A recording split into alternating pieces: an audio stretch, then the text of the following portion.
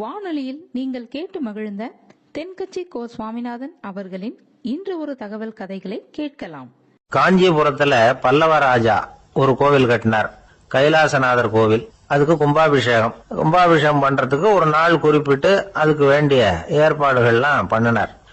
முதல் காரியமா கடவுளை வேண்டிக்கிட்டார், நீங்க இந்த கும்பாபிஷேகத்துக்கு நேர்ல வந்து கலந்துக்கணும்னார். கடவுள் அந்த ராஜா கனவுல வந்தார். நீ கும்பாபிஷேகம் வச்சிருக்கிற அதே நாள்ல அதே நேரத்துல எனக்கு இன்னொரு ஊர்ல ஒரு கும்பாபிஷேகம் இருக்குது, அதுக்கு போக வேண்டியிருக்கு. அதாவது திருநின்ற ஊர்ல என்னுடைய பக்தர் ஒருத்தர், அவரும் ஒரு கோயில் கட்டி கும்பாபிஷேகம் செய்யறார், நான் அதுக்கு போக வேண்டியிருக்கு, அதனால உன்னுடைய தேதியை நீ மாத்தி வச்சுக்கோ அப்படின்னார். கடவுள் தான் எங்கேயும் இருக்கிறவராச்சே, அவர் நினைச்சா ரெண்டு இடத்துலயும் இருந்து கோயில் கும்பாபிஷேகத்தை நடத்த முடியாதா? ஏன் அப்படி செய்யல? அது ஒரு முக்கியமான காரணத்துக்காகத்தான். திருநின்ற ஊர்ல இருந்த பூசலாருங்கிற அந்த அடியாரின் பெருமையை இந்த உலகத்துக்கு எடுத்து காட்டணுங்கிறதுக்காகத்தான் கடவுள் அந்த ராஜா கிட்ட அப்படி சொன்னார். சரி, அந்த அடியார் அப்படி என்னதான் பெருசா கோயில் கட்டி விட்டார்? ராஜா கட்டின கோயிலை விட பெருசா. அவர் கட்டினது கருங்கல்லாலேயோ மண்ணாலேயோ மரத்தாலேயோ இல்ல. அவர் கட்டின கோயில் வேற மாதிரி. அது மனசால கட்டின கோயில், மனசுக்குள்ள இருக்கிற கோவில், மனக்கோவில். அந்த அடியார் தன்னோட மனசுக்குள்ள மாசக்கணக்கா ஒவ்வொரு கல்லா சேர்த்து கட்டின கோவில். இந்த விஷயம் ராஜாவுக்கு தெரியாது. அவர் என்ன நினைச்சுட்டாரு, அது நாம கட்டின கற்கோயிலை விட ரொம்ப பெருசா இருக்கும் போல இருக்கு அப்படின்னு நினைச்சுட்டாரு. சரி, அப்பேற்பட்ட அந்த கோயிலை தரிசனம் பண்ணிவிட்டு வருவோம் அப்படின்னு நினைச்சு ராஜா திருநின்ற ஊருக்கு போறார். அங்க போய் பார்த்தா கோயிலையும் காணும், ஒன்னையும் காணும். கடைசியில பூசலார் கட்டின மனக்கோவில் தான் அதுங்கிறத அவர் புரிஞ்சுக்கிறார். உடனே அந்த அடியாரின் காலில் விழுந்து வணங்குறார். அவரோ, இது மனசால முயன்ற கோவில், இதுக்கு இத்தனை பெருமையா அப்படின்னு ஆச்சரியப்படுறார். இதுல ஆச்சரியப்படுறதுக்கு ஒண்ணு இல்ல. ஆண்டவன் விரும்புறது அகபக்தியை தவிர புற தோற்றங்களே அல்ல. இத நாம புரிஞ்சுக்கிட்டோம்னா நமக்குள்ள எந்த வேறுபாடுகளும் வர்றதுக்கு வழியே இல்லை. இன்னொரு ராஜா இருந்தார். அவரு ஆண்டவனுக்கு படைக்கிறதுக்காக ஒரு தார் நல்ல செவ்வாழை பழமா எடுத்துக்கிட்டு போகணும்னு நினைச்சார். அதனால முத நாளே அதை வாங்கிட்டு வர சொன்னார் வேலைக்காரங்கிட்ட.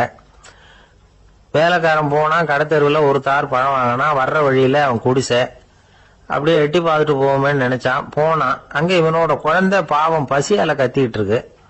இவன் பார்த்தான், இவ்வளவு பெரிய தாரில் ஒரு 2 பழம் எடுத்தா தெரியவா போகுது அப்படின்னு நினைச்சு ஒரு 2 பழத்தை பிச்சு அந்த குழந்தைகிட்ட கொடுத்தான். அதை வாங்கி வயிறார சாப்பிட்டுது, பசி அடங்குச்சு, விளையாட போயிட்டுது. இவன் அதுக்கப்புறம் வாழைப்பழத்தை எடுத்துக்கிட்டு அரண்மனைக்கு வந்தான். 2 பழம் பிச்சிருக்கிறது ராஜாவுக்கு தெரிஞ்சு போச்சு. இவன் உண்மையை சொல்லிவிட்டான். உடனே ராஜா, கடவுளுக்கு படைக்க வேண்டிய பொருளை குழந்தை எச்சில் பண்ண விட்டுருக்கியே அப்படின்னு சொல்லி அவனை கட்டி வச்சு சாட்டையால் அடிச்சார் பாவம். மறுநாள் பழத்தை கோயிலுக்கு எடுத்துட்டு போனார். கடவுள் முன்னாடி வச்சார். கடவுள் கண்ணை திறந்து பார்த்தார், பழம்லாம் அழுகி இருக்குது. என்ன இது அழுகி போன பழம் அப்படின்னார். ராஜா முழிச்சார். நல்லா தானே இருந்தது அப்படின்னு நினைச்சார். அப்போ கடவுள் அந்த ராஜா கிட்ட சொன்னாராம், இத பாருப்பா, இந்த தாரில் 2 பழம் தான் நல்ல பழம், அந்த 2 பழங்களையும் நேத்துக்கே நான் சாப்பிட்டுட்டேன் அப்படின்னாராம். அப்பதான் ராஜாவுக்கு புரிஞ்சுது, ஏழை குழந்தையின் பசியை தீர்க்கறதுக்காக உதவுன அந்த 2 பழம் தான் இறைவன் சாப்பிட்ட பழம்னு. இறைவன் இருக்கிற இடம் எது? இதுதான். இமயமலை அடிவாரத்துல ஒரு மடம். அங்க ஒரு சன்னியாசி இருந்தார். அவர்கிட்ட ஒருத்தர் வந்தார். சுவாமி, ஆசையை உதற நினைக்கிறேன், முடியல, ஊட்டிக்கிட்டே வருது அப்படின்னாராம். இப்படி உட்கார, ஒரு கதை சொல்றேன் அப்படின்னு சொல்லி அவர் சொல்ல ஆரம்பிச்சாராம். அவர் சொன்ன கதை என்னன்னா, ஒரு ஊர்ல ஒரு ஆள் இருந்தான். அவன் பேரு குப்புசாமி. அவன்கிட்ட எப்பவும் ஒரு பழைய தொப்பி இருக்கும், விடவே மாட்டான். அதனால அவனை எல்லாரும் தொப்பி சாமி அப்படின்னு தான் கூப்பிடுறது வழக்கம். ஒரு புது தொப்பி வாங்கிக்கப்படாதாப்பா அப்படின்னு நண்பர்கள்லாம் சொல்லி பார்த்தாங்க. பணத்துக்கு எங்க போவேன் அப்படின்னு விட்டானா. பணம் வச்சிருக்கான், செலவு பண்ண மனசு வரல. மகா கஞ்சன். பழைய பாட்டில்கள்லாம் வாங்கி வித்துக்கிட்டு இருந்தான். அப்படி ஒரு தடவை பழைய கண்ணாடி சாமான்களை ஏலத்தில் எடுத்தப்போ அதுல ஒரு அருமையான சென்ட் பாட்டில் கிடைச்சது. உடனே ஒரு ஐடியா பண்ணான். அந்த சென்ட்டை சின்ன சின்ன பாட்டில்கள்ல அடைச்சி ஜன்னல் ஓரமா அடுக்கி வச்சுட்டான். அதை வித்தா நிறைய பணம் கிடைக்குமே, அதனால. இதுக்கு இடையில ஒரு நாள் அவன் அப்படியே உட்காந்துருந்தான். அந்த நேரம் நண்பன் வந்தான். ஏண்டா, உன் பழைய தொப்பியை மாத்தப்படாதா? ஊர்ல எல்லாரும் கேலி பேசுறாங்களே உன்னை தொப்பி சாமின்னு அப்படின்னு சொல்லி கேட்டிருக்கான். இந்த சென்ட் பாட்டில் வித்ததும் பணம் வரும், அதுக்கப்புறம் பார்க்கலாம் அப்படின்னு நானா இவன். சரி வா, நீச்சல் குளத்துக்கு போயிட்டு வருவோம் அப்படின்னு கூப்பிட்டுருக்கான் நண்பன். 2 பேரும் போனாங்க. அதே நேரம் அந்த ஊர் நீதிபதியும் அங்க குளிக்க வந்தாராம். அவர்கிட்ட இருந்தது விலை வசந்த ஒரு புது தொப்பி. அதை அங்க இருந்த ஸ்டாண்ட்ல மாட்டிவிட்டு குளிக்க போனார். இதுக்கடையில குப்புசாமி குளிச்சுட்டு வந்தான். அவனுடைய பழைய தொப்பியை காணல. அந்த புது தொப்பியை பார்த்தா இது நண்பனுடைய வேலை தான் அப்படிங்கறதாக புரிஞ்சுக்கிட்டு அதை எடுத்து மாட்டிட்டு வந்துட்டான். நீதிபதி குளிச்சுட்டு வந்து பாக்குறாரு, தொப்பியை காணும். போலீஸ்ல புகார் கொடுத்தார். அவங்க வந்து தேடினாங்க. ஒரு மூலையில பழைய தொப்பி கிடைச்சது. அடடா, இது நம்ம குப்புசாமியோட தொப்பி இல்லையா அப்படின்னு நானா ஒருத்தன். உடனே அவன் வீட்டுக்கு தேடிட்டு போயிருக்காங்க. அங்க போய் பார்த்தா புது தொப்பி அங்க இருக்குது. உடனே அவனுக்கு 1000 ரூபாய் அபராதம் போட்டாங்களாம். அவன் பணத்தை கட்டிவிட்டு ரொம்ப எரிச்சலோட வீட்டுக்கு வந்தான். பழைய தொப்பி கண்ணுல பட்டது. மறுபடியும் உன்னாலதானே எனக்கு 1000 ரூபாய் நஷ்டம் அப்படின்னு சொல்லி அதை எடுத்துக்கிட்டு அப்படி போயிருக்கான். அந்த ஊர் குளத்துல வீசி எரிஞ்சுட்டு வந்துட்டான். அது மீன் பிடிக்கிற ஒருத்தன் கையில சிக்கிச்சு. அவன் வர்ற வழியில அதை எடுத்து வேகமா வீசி எறிஞ்சான். அது நேரா குப்புசாமி வீட்டு ஜன்னல் வழியா உள்ள வந்து இந்த சென்ட்டு பாட்டில்கள் மேல விழுந்து எல்லாம் உடஞ்சி நொறுங்கி போச்சு. குப்புசாமி பார்த்தான். தோட்டத்துல ஆழமா ஒரு குழியை வெட்டினான். அந்த தொப்பியை போட்டான், மூடிவிட்டான். இதை அடுத்த வீட்டுக்காரன் பார்த்தான். ஏதோ புதையல் தான் வச்சிருக்கான் போல இருக்குன்னு நினைச்சான். போலீஸ்ல போய் புகார் கொடுத்துட்டான். மறுபடியும் போலீஸ் குழியை தோண்டினாங்க. பழைய தொப்பி மறுபடியும் வெளியில வந்தது. எல்லாரும் சிரிக்கிறாங்க. அன்னைக்கு ராத்திரியே அந்த தொப்பியை எடுத்துக்கிட்டு நேரா புறப்பட்டான். ஒரு கல்லுல அதை சேர்த்து கட்டி குடிநீர் தொட்டி இருக்கும்ல, அதுல போட்டுட்டு வந்துட்டான். இனிமே என்ன பண்ணும் பாப்போம்னு. ஒரு நாள் திடீர்னு குழாயெல்லாம் அடைப்பட்டு போச்சு. மாநகராட்சி அலுவலர்கள் வந்து என்னன்னு பார்த்தா அந்த பழைய தொப்பி குழாயை அடைச்சிக்கிட்டு இருக்குது. இது குப்புசாமியோட தொப்பிங்கிறது தான் எல்லாருக்கும் தெரியுமே. உடனே குடிநீரை வந்து பாழாக்கணத்துக்காக குப்புசாமிக்கு கோர்ட்டு 2500 ரூபாய் அபராதம் போட்டுவிட்டுது. அதையும் கட்டிவிட்டு வெளில வந்தான். கடைசியா முடிவு பண்ணான். ஒரு நெருப்பு குச்சியை கிழிச்சான். தொப்பியை கொளுத்தினான். எரிஞ்சது. எடுத்து வெளில எரிஞ்சான். கொஞ்ச நேரத்துல தீ அணைப்பு படம் வந்துட்டுது. ஆமா, இவன் எடுத்து எரிஞ்சது வெளியில விழுந்து வீட்டு கூரையே பத்திக்கிட்டு எரிய ஆரம்பிச்சுட்டுது. அவனோட பணத்தாசையும் அதோட சேர்ந்து எரிஞ்சு போச்சான். இப்படி ஒரு கதை. இந்த கதையை சொல்லி முடிச்சார் அந்த இமயமலை அடிவாரத்துல இருந்த சன்னியாசி. இப்ப அந்த குப்புசாமி எங்க இருக்கிறான்னு கேட்டார் எதிரில இருந்தவர். இதோ உன் எதிரிலே இருக்கிறான், நான் தான் அந்த குப்புசாமி அப்படின்னாராம் அந்த சன்னியாசி. அந்த குப்புசாமி கிட்ட இருந்தது மாதிரி ஒரு பழைய தொப்பி நம்ம ஒவ்வொருத்தர்கிட்டே உண்டு. அதை எப்படி தொலைக்கிறதுன்னு தெரியாம தடுமாறிக்கிட்டு இருக்கிறோம். அது என்ன தொப்பிங்கிறீங்களா? அதுதான் நம்மை சூழ்ந்திருக்கிற மாயை அப்படிங்கிறார் சுவாமி சின்மயானந்தர். மெய்ஞானம் கிடைக்கிறப்போ மாயை வந்து எரிஞ்சு போகும் அப்படிங்கிறது அவருடைய கருத்து. நம்மால் ஒருத்தர் வேகமா ஓடி வந்தார். காலில் மாட்டியிருந்த பழைய செருப்பு 2 ஆவேசமா தூக்கி ஒரு கிணத்துல போட்டுட்டு வெறுங்காலோட நடந்து வந்துகிட்டு இருக்கிறார். ஏன் அப்படி பண்ணீங்க அப்படின்னு கேட்டோம். அந்த செருப்புக்கு சொந்தக்காரன் வந்து பின்னாடி வந்துகிட்டு இருக்கிறான், அதனால அப்படி பண்ணேன் அப்படிங்கிறார் இவர். இன்பம் துன்பம் இது ரெண்டும் சேர்ந்ததுதான் வாழ்க்கை. இது எல்லாரும் சொல்லிட்டு இருக்கிற ஒரு உண்மை. அது சரி, இது ரெண்டும் வர்றதுக்கு என்ன காரணம்? துறவி ஒருத்தர் யோசிச்சு பார்த்திருக்காரு. இன்ப துன்பம் தோன்றுவதற்கு முக்கியமா 6 காரணங்கள் உண்டு அப்படிங்கிறார் அவர். அது என்னங்கிறத நாமளும் தெரிஞ்சு வச்சுக்குவோமே. இப்ப முதல் காரணம் சுயநலம். ஒரு தாயார் வந்து தன்னுடைய சுயநலம் கருதி தன்னுடைய மகன் இன்பமா இருக்கணும்னு ஆசைப்படுறாங்க. மகனும் அப்படியே ஆசைப்படுறான். அதனால தாயாரின் இன்ப துன்பங்களை பார்த்துட்டு மகனும் இன்ப துன்பம் அடையறான். அந்த அம்மாவுக்கும் அதே நிலைமை தான். 2வது காரணம் உறவு. நான் துறவியான பிறகு கூட உறவுங்கிற காரணத்தினாலதான் தாயாருடைய சுக துக்கங்களை கண்டு நானும் சுக துக்கம் அடைகிறேன். என் தாயாருடைய நிலைமையும் இதுதான் அப்படிங்கிறார் ஒரு துறவி. 3வது காரணம் என்னன்னா அறிமுகம். எனக்கு அறிமுகமான ஒருத்தரை ரயில் நிலையத்துல சந்திக்கிறேன். அவர் தன்னுடைய பணப்பையை எங்கேயோ தொலைச்சு விட்டு வருத்தப்பட்டு இருக்கிறார். நானும் வருத்தப்படுறேன். அந்த சமயத்துல யாரோ ஒருத்தர் இதுதானே அவங்க பணப்பை அப்படின்னு சொல்லி கொண்டாந்து நீட்டுறார். பணப்பைய தொலைச்சவர் சந்தோஷப்படுறார், நானும் சந்தோஷப்படுறேன். இது அந்த துறவி சொல்ற அனுபவம். 4வது காரணம் என்னன்னா கருணை. எனக்கு முன்னே தெரியாத ஒருத்தனை யாரோ ஒருத்தன் அடிச்சு காயப்படுத்தி போடுறான். கருணை காரணமா நான் அதுக்காக துக்கப்படுறேன். 5வது காரணம் எதையும் நம்புறது. ஒரு பசுமாட்டை ஒரு முரணை அடிச்சுட்டு இருக்கிறான் அப்படின்னு ஒருத்தர் வந்து நம்ம கிட்ட சொல்றாருன்னு வைங்க, உடனே நான் துக்கப்படுறேன். இன்னொருத்தர் வந்து அந்த முரணனை போலீஸ்காரங்க புடிச்சிட்டு போயிட்டாங்கன்னு சொல்லி சொல்றாரு, நான் உடனே சந்தோஷப்படுறேன். 3வதா ஒருத்தர் வந்து முதல் 2 பேரும் சொன்னது பொய்யுங்கிறார்.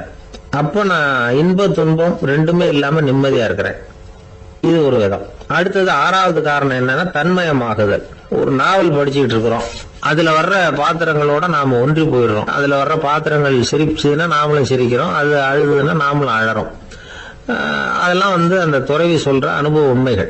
இன்ப துன்பம் ரெண்டும் தோன்றுவதற்கு சுயநலம், உறவு, அறிமுகம், கருணை, எதையும் நம்புறது, தன்மயமாகிறது, இது எல்லாம் தான் முக்கிய காரணம் அப்படின்னு அவர் சொல்றார்.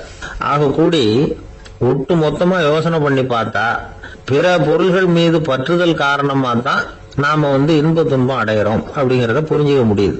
மனுஷன் இன்ப துன்பம் அடையறதுக்கு 7வது காரணம் கூட ஒண்ணு உண்டு அப்படின்னு சொல்லிட்டே வந்தார் ஒருத்தர். அது என்ன அப்படின்னு கேட்டோம். அதுதான் சார் இந்த நீங்க சொல்லிட்டு வர்ற இன்று ஒரு தகவல்னார். எப்படி சொல்றீங்கன்னு கேட்டோம். இன்று ஒரு தகவல் கேட்க ஆரம்பிக்கிறப்போ மனசுல இன்பம், ஆரம்பிச்ச உடனே இது ஏற்கனவே கேட்ட சமாச்சாரமாச்சே அப்படின்னு நினைக்கிறப்போ துன்பம் அப்படின்னு அதுக்கு ஒரு விளக்கம் கொடுத்தார். ஒரு ஆள் இருந்தார், அவரு தன்னை ஒரு குருன்னு சொல்லிக்கிட்டார். மௌன குரு, வாயே திறக்கிறது இல்ல. அவருக்கு 2 சீடர்கள் உண்டு. இவங்க தான் வர்றவங்க கிட்ட பேசுவாங்க, விளக்கம் கொடுப்பாங்க. ஒரு நாள் இந்த சீடர்கள் 2 பேரும் எங்கேயோ வெளியில போயிட்டாங்க.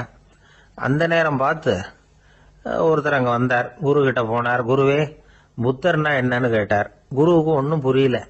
அவர் உண்மையான குருவா இருந்தாவில புரியும். அவர் திருன்னு முழிக்க ஆரம்பிச்சுட்டார். இந்த நேரம் பார்த்து இந்த சீடர்கள் எங்கேயோ போயிட்டாங்களே, என்ன பண்றது, உதவிக்கு யாராவது கிடைக்க மாட்டாங்களா அப்படின்னு அப்படியே சுத்தி பாக்குறார். அங்கங்க பாக்குறார். வந்தவர் இதை கவனிச்சார்.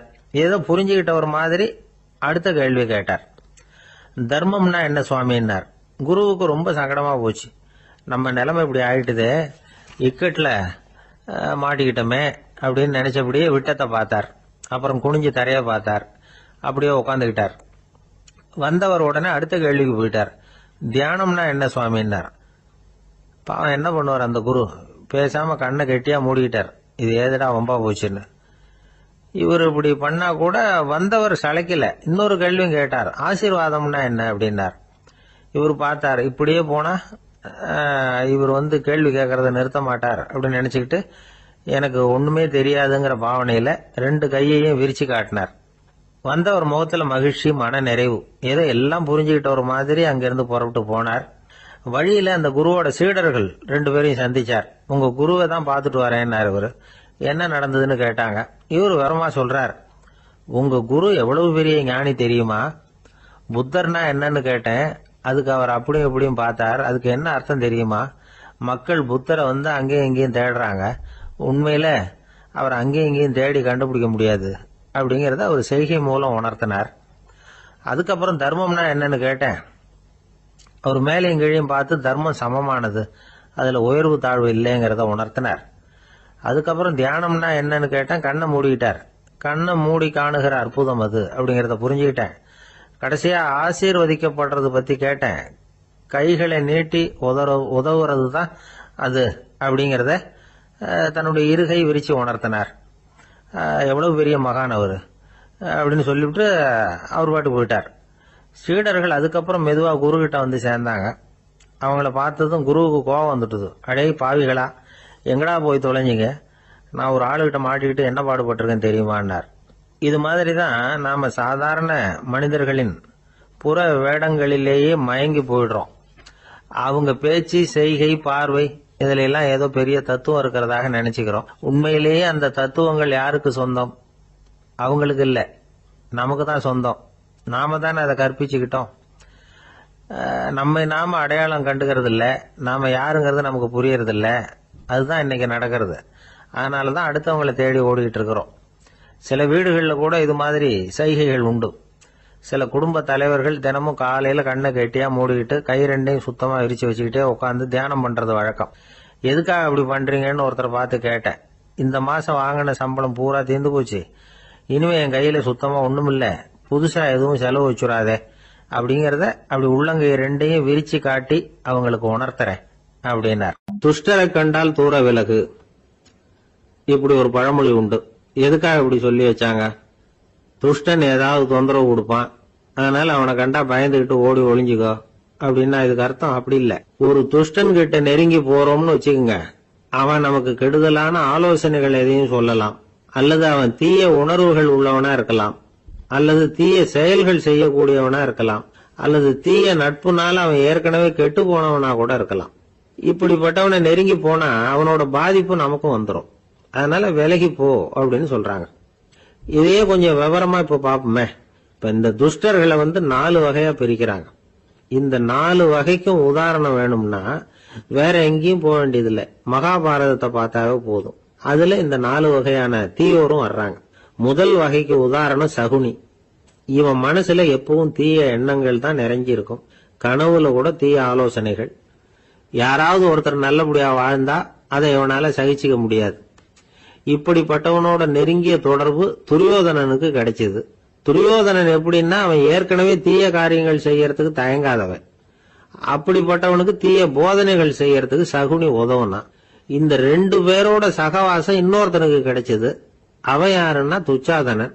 அவன் தீய நடத்தை உள்ளவன். இந்த 3 பேரும் ஒண்ணு சேர்ந்தா என்னத்துக்கு ஆகும்? உலகமே கெட்டு போடும்ல.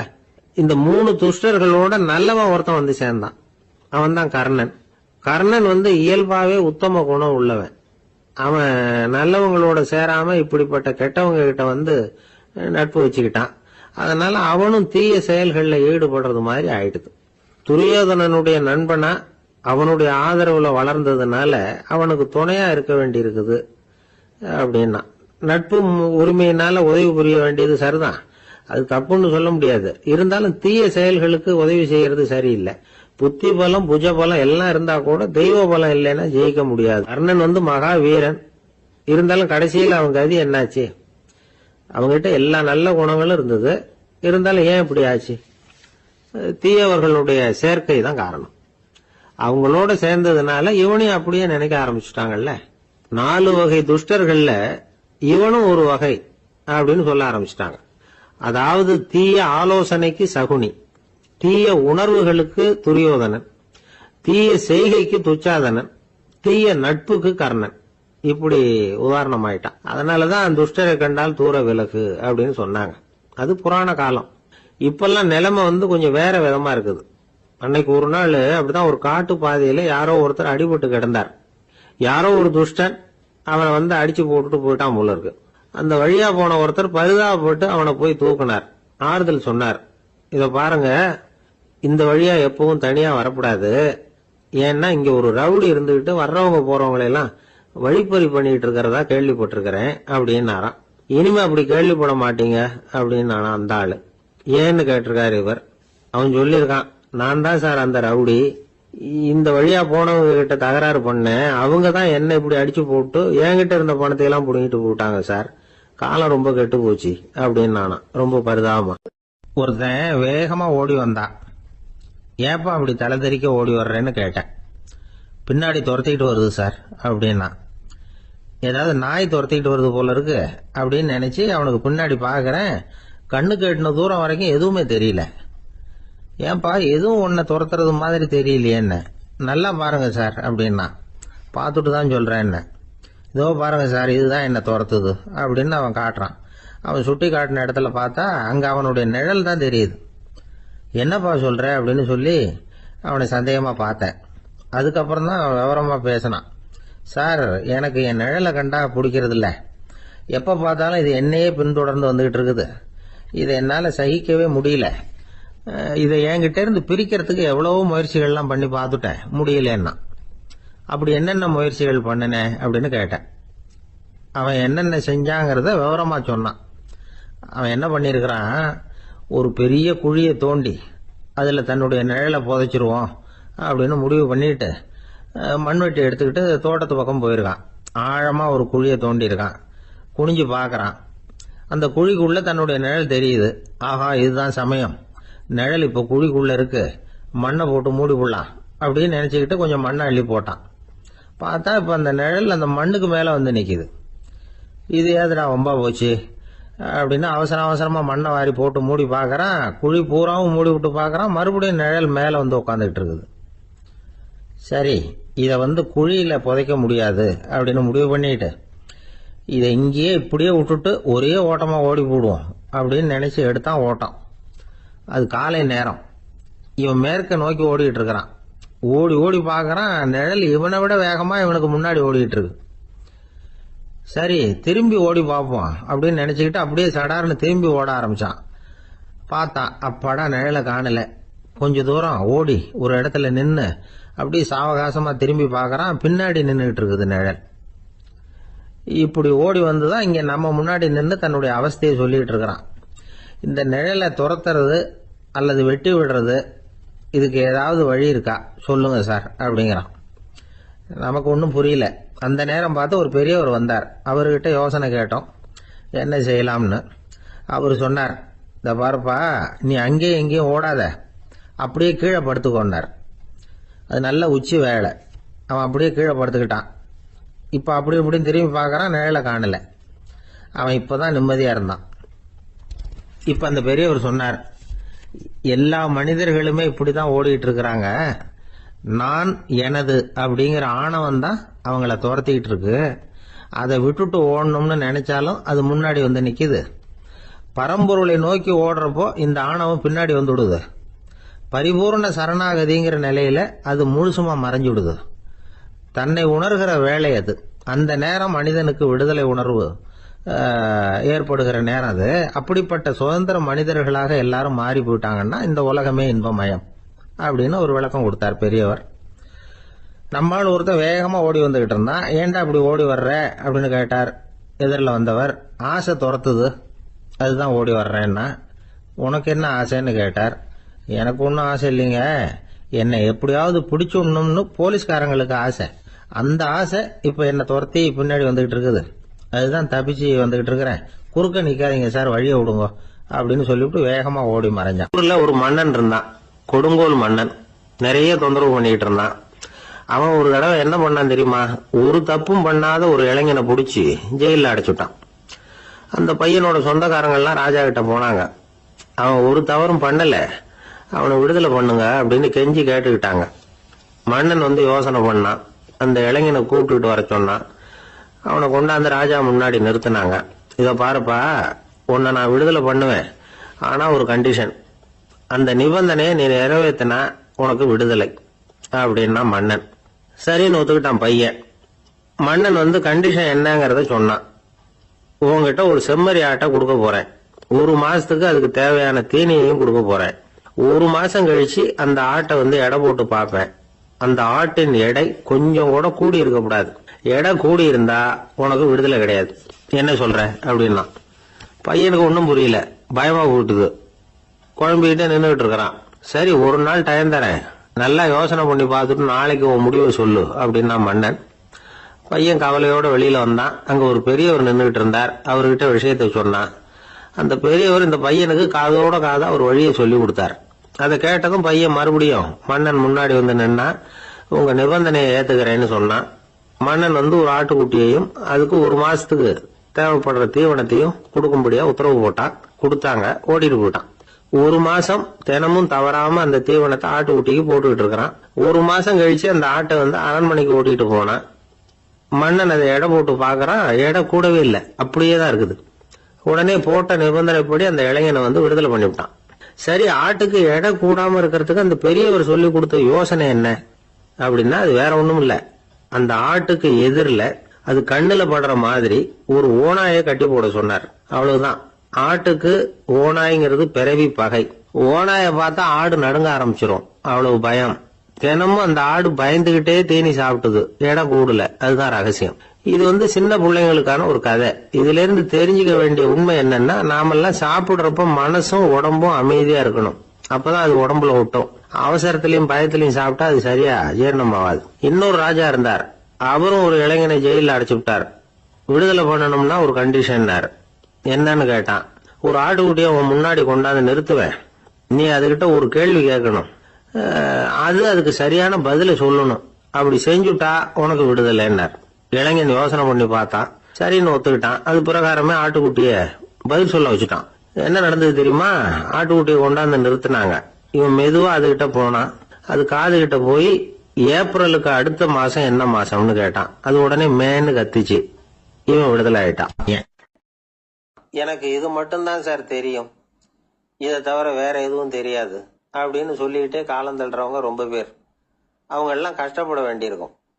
ஒருத்தர் தன்னுடைய தொழில ரொம்ப கெட்டிக்காரரா இருக்கலாம். அதுக்காக எப்பவும் அதே ஞாபகத்துல இருந்துகிட்டு உலகியல் அறிவு இல்லாம இருந்துடக்கூடாது, அது ஆபத்து. இதுக்காக நம்ம தாத்தா பாட்டி எல்லாம் ஒரு கதை சொல்லுவாங்களே, கேள்விப்பட்டிருக்கீங்களா? ஒரு சமயம் ஒரு 4 பேர் சேர்ந்து வெளியூருக்கு பிரயாணம் போனாங்களாம். அந்த 4 பேர் எப்படி தெரியுமா? ஒருத்தர் வேதாந்தி, இன்னொருத்தர் சங்கீத வித்வான், 3வது ஆள் வைத்தியர், 4வது ஆள் ஜோசியர். இவங்க 4 பேரும் நண்பர்கள். அதனால சேர்ந்து புறப்பட்டாங்க. வழியில ஒரு ஊர்ல தங்கினாங்க. இருட்டி போச்சு. அதனால இன்னைக்கு ராத்திரி இங்கேயே தங்கி இருந்துட்டு நாளைக்கு புறப்படலாம் அப்படின்னு தீர்மானம் பண்ணாங்க. சாப்பாட்டுக்கு என்ன பண்றது? அங்கேயே கடத்தெருவுக்கு போய் சாமான்லாம் வாங்கியாந்து சமைச்சு சாப்பிடலாம்னு முடிவு பண்ணாங்க. 4 பேர் இருக்கிறதுனால ஆளுக்கு ஒரு காரியமா செய்யலாம் அப்படின்னு வேலையை பிரிச்சுக்கிட்டாங்க. வைத்தியர் கரிகாய் வாங்க போனார், வேதாந்தி எண்ணெய் வாங்க போனார், ஜோசியர் பலசரக்கு வாங்க போனார், சங்கீத வித்வானுக்கு சமைக்கிற வேலை. எல்லாம் சரி. ஆனா நடந்தது என்ன தெரியுமா? கடைத்தருவுக்கு காய்கறி வாங்க போனார்ல வைத்தியர், அங்க போய் மார்க்கெட்ல பார்த்தார். ஒவ்வொரு கரிகாயா எடுத்து பார்த்தார். இது பித்தம், உடம்புக்கு ஒத்துக்காது, இது வாயு, உடம்புக்கு ஒத்துக்காது அப்படின்னு ஒவ்வொன்னா தள்ளினார். கடைசியில ஒண்ணுமே தேரல, வெறுங்கையோட திரும்பி வந்துகிட்டு இருக்கிறார். எண்ணெய் வாங்க போனார வேதாந்தி, அவர் ஒரு தொன்னையில எண்ணெயை வாங்கினார். பேசாம அதை எடுத்துட்டு வர வேண்டியது தானே, முடியல. அவருடைய வேதாந்த மூளை சிந்திக்க ஆரம்பிச்சுட்டுது. இந்த தொன்னைக்கு எண்ணெய் ஆதாரமா அல்லது எண்ணெய்க்கு தொன்னை ஆதாரமா அப்படிங்கிற ஆராய்ச்சியில இறங்கினார். என்னாச்சு தெரியுமா? அப்படி கவுத்து பார்த்தார். வாங்கின எண்ணெய் பூராவே வழியில கொட்டிவிட்டு வெறும் தொன்னையோட சேர்ந்தார். பலசரக்கு வாங்க போனார ஜோசியர், அவர் ஒரு வழியில பார்த்தாரு. வழியில வந்தவங்களெல்லாம் அங்கங்க ஒரு மரத்தடியில உட்கார வச்சு அவங்களுக்கெல்லாம் ஆர்வம் சொல்ல ஆரம்பிச்சுட்டார். அப்படி ஒவ்வொருத்தரா சொல்லி முடிச்சுட்டு கடத்தருக்கு போய் சேர்ந்தாரு. இவர் அங்க போய் சேர்றதுக்குள்ள ரொம்ப நேரம் ஆயிட்டுது. கடையெல்லாம் பூட்டிவிட்டு போயிட்டாங்க.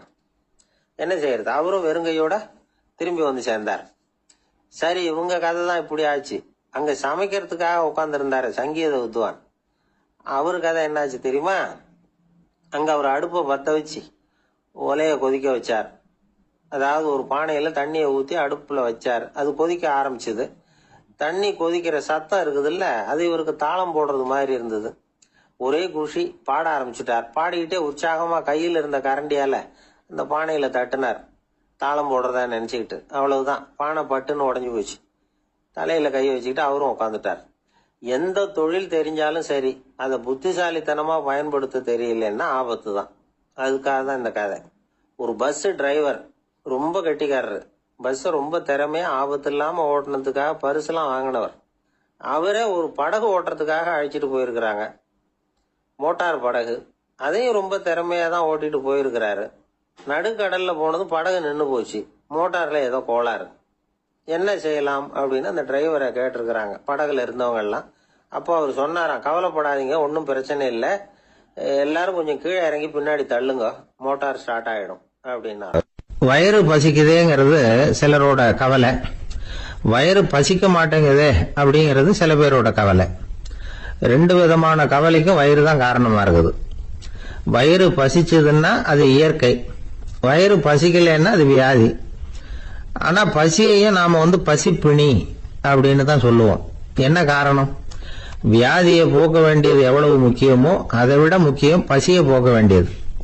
ஒரு சமுதாயத்துல பசிப்பிணியே இருக்கக்கூடாது, அதுதான் நல்ல சமுதாயம். பசியை போக்கணும்னா சாப்பாடு போடணும், பசியின்மையை போக்கணும்னா வைத்தியம் தான் பண்ணணும்.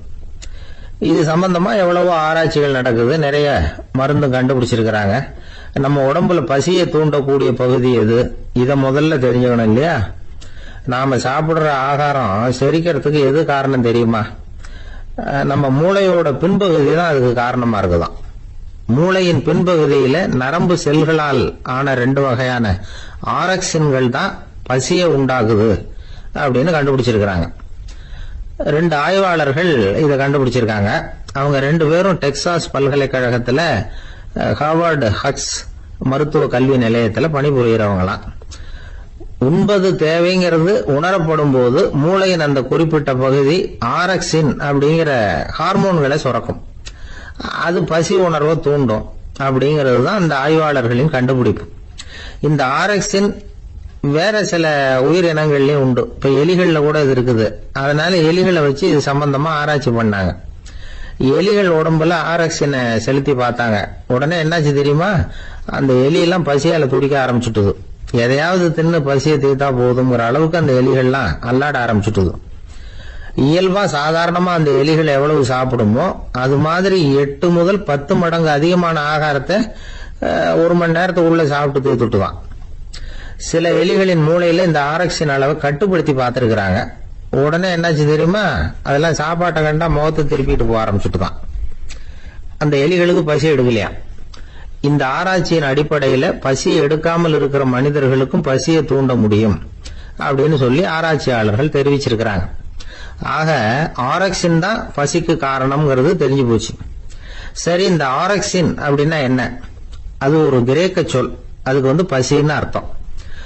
நம்ம ஆளுங்களுக்கெல்லாம் பசியை தூண்டுறதுக்கு மருந்து தேவையில்லை, பசியை குறைக்கிறதுக்கு தான் மருந்து தேவை. ஒரு அம்மா டாக்டரை தேடி வந்தாங்களாம். டாக்டர், எங்க வீட்டுக்காரருக்கு திடீர்னு அகோர பசி, நிறைய சமைச்சு போடுறேன், அவ்வளவையும் சாப்பிட்டுட்டு கீழே கிடக்கிற குப்பை கூலங்களையும் எடுத்து சாப்பிட ஆரம்பிச்சுடுறார், என்னன்னு கவனிச்சு பாருங்க அப்படின்னாங்களாம். எவ்வளவு நாளா அப்படி இருக்குதுன்னு கேட்டிருக்காரு டாக்டர். 1 வாரமா அப்படி இருக்குதுன்னாங்களாம். இவ்வளவு நாளா ஏன் சும்மா இருந்தீங்க, ஆரம்பத்திலேயே இங்க அழைச்சிட்டு வர வேண்டியது தானே அப்படின்னாராம் டாக்டர். அது ஒண்ணுமில்ல டாக்டர், வீடு பூரா சுத்தமாகட்டுமேன்னு பாத்துக்கிட்டு இருந்தேன் அப்படின்னாங்களாம் அந்த அம்மா. ஒரு பெரிய அரசன் இந்த உலகம் பூராவையும் ஆண்டுகிட்டு இருந்தான்.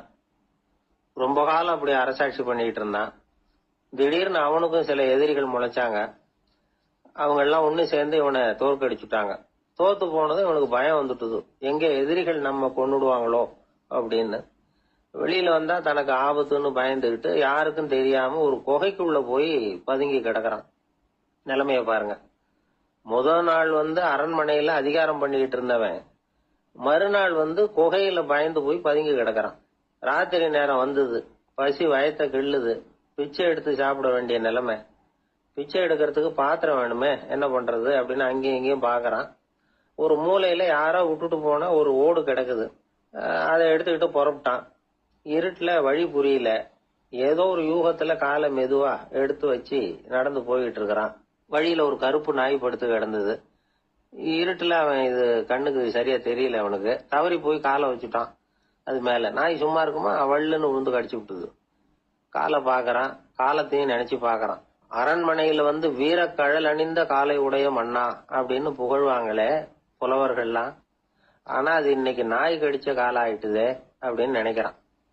அது மட்டும் இல்ல, முன்னாடி எல்லாம் பொற்கிண்ணங்கள்ல தான் அவன் சாப்பிடுவான். ஆனா இப்போ உடைஞ்சு போன ஓட்டு, அது ஓட்டை கையில வச்சுக்கிட்டு நிக்கிறான். அதுல ஏதாவது யாராவது சாப்பாடு போடுவாங்களான்னு. முன்னாடி எல்லாம் நிறைய பேர் அரண்மனைக்கு வருவாங்க, அரசருக்கு காணிக்கைன்னு சொல்லி இவன் காலடியில கொண்டாந்து கொட்டுவாங்க.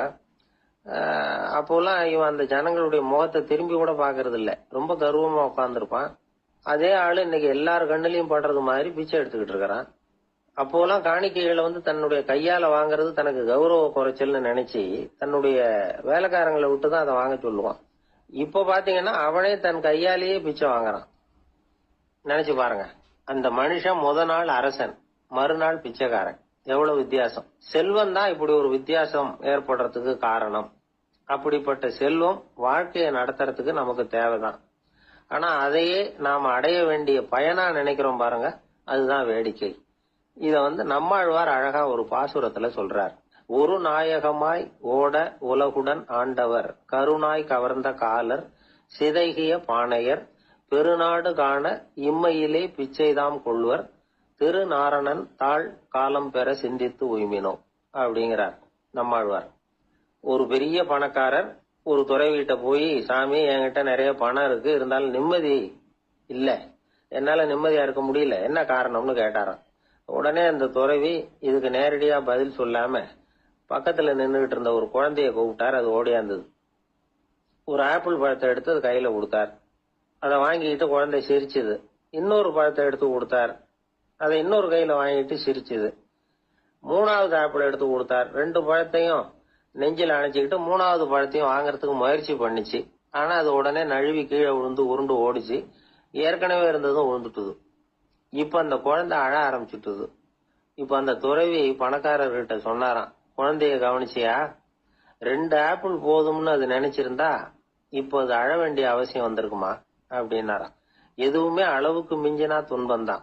இந்த காலத்துல இதெல்லாம் யாரு காதுல வாங்குறாங்க? ஒருத்தனை நல்ல வழிக்கு கொண்டு வரணும்னு நினைச்சு அவனை கூப்பிட்டு உட்கார வச்சு இந்த கதையை சொல்லிட்டு இருந்தாங்க. சொல்லிவிட்டு அந்த குழந்தை செஞ்சது தப்பு தானே அப்படின்னு கேட்டிருக்கிறாங்க. ஆமாம், தப்பு தான். நானா இருந்தா அப்படி செஞ்சிருக்க மாட்டேன் நானா இவன். 2 பழமே போதும்னு சொல்லிருப்பியா அப்படின்னு கேட்டிருக்காங்க. அப்படி இல்லைங்க, அவர் கொடுக்க கொடுக்க ஒவ்வொரு பழமா வாங்கி பின்னாடி வச்சுட்டு மறுபடியும் கையை நீட்டுவேன் அப்படிங்கிறானா. இவெல்லாம் எந்த காலத்துல திருந்துறது? ஒரு சீன தேசத்து அரசர் இருந்தார். அவருக்கு வயசாயிட்டுது. அவருக்கு அடுத்தபடியா அவருடைய புள்ள பட்டத்துக்கு வரணும், ஆட்சி பொறுப்பை ஏத்துக்கணும். ஒரு நல்ல தலைவனுக்கு இருக்க வேண்டிய பண்புகள்லாம் தன்னுடைய மகனுக்கு இருக்கணும்னு விரும்பினார் அந்த அரசர். அதனால இளவரசனை பக்கத்துல இருந்த ஒரு குரு கிட்ட அனுப்புனார். இளவரசன் அவர்கிட்ட போய் சேர்ந்தான். அந்த குரு என்ன பண்ணாரு தெரியுமா? இவனை பார்த்து சொன்னார், இத பாருப்பா, நீ என்ன பண்ற, இப்பவே பக்கத்துல இருக்கிற காட்டுக்கு போ, நடு காட்டுல போய் ஒரு இடத்துல உட்காந்துக்கோ. அங்க என்னென்ன சத்தம்லாம் உன் காதுல விழுதுன்னு கவனிச்சு கேளு. உன் காதுல விழுந்த ஓசைகள் என்னென்னங்கிறத என்கிட்ட வந்து சொல்லு, அதுதான் எனக்கு தெரியணும், உனக்கு வேலையும் அதுதான் அப்படின்னு சொல்லி அனுப்பி வச்சுட்டார். இளவரசன் காட்டுக்கு போனான். குரு சொன்னபடியே ஒரு இடத்துல உட்காந்து கவனிச்சு கேட்டான். அதுக்கப்புறம் குரு கிட்ட திரும்பி வந்தான். என்னென்ன சத்தம்லாம் கேட்ட அப்படின்னு கேட்டார் குரு. குருவே, காட்டுல நான் பறவைகள் சத்தம்லாம் கேட்டேன், மிருகங்களின் ஓசையையும் கேட்டேன், இதை தவிர இடி மின்னல் மழை இதுகளோட சத்தத்தையும் கேட்டேன் அப்படின்னா. குரு யோசனை பண்ணார், நீ இன்னமும் சரியா கேட்கல, அதனால மறுபடியும் காட்டுக்கு போ, கொஞ்ச நாள் தங்கி இருந்து கேட்டுட்டு வா அப்படின்னார். இளவரசனுக்கு ஒன்னும் புரியல. இருந்தாலும் குருவின் கட்டளையாச்சே, மறுக்க முடியுமா? உடனே அவன் மறுபடியும் காட்டுக்கு போனான். ஒரு இடத்துல உட்கார்ந்தான். கொஞ்ச நேரம் உன்னிப்பா கவனிச்சு கேட்டான்.